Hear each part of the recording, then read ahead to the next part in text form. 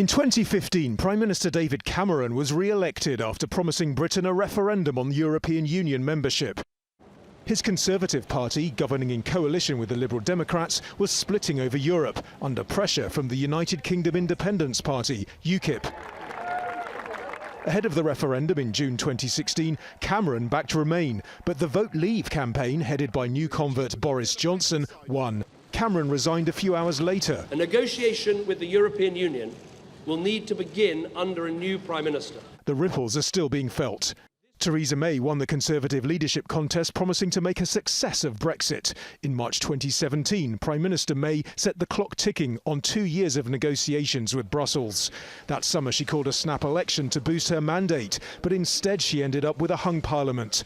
The UK and the EU did eventually reach a withdrawal agreement, but Parliament rejected it 3 times. The noes have it, the noes have it. Following a series of cabinet resignations, including that of Boris Johnson, whom she'd made Foreign Secretary, Theresa May also quit in July 2019.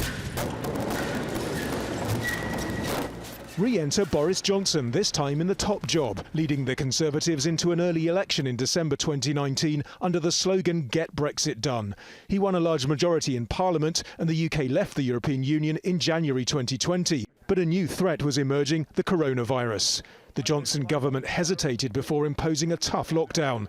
Later, accounts from inside Downing Street suggested Johnson and government officials had broken their own COVID-19 rules on gatherings.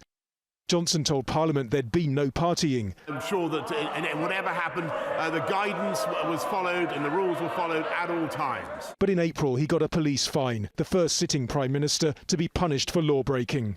This summer, after allegations Johnson had appointed a top official despite knowing he was accused of sexual misconduct, dozens of his own MPs resigned. Soon Johnson was out. I want you to know how sad I am to be giving up the best job in the world. Liz Truss was the person the Conservative Party membership chose to replace him.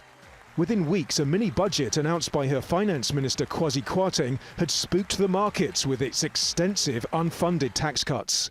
Truss sacked Kwarteng, but his replacement Jeremy Hunt reversed most of the mini-budget, leaving the Prime Minister looking weak. Last week she stood down after only 44 days in office, the shortest-serving leader in modern British history.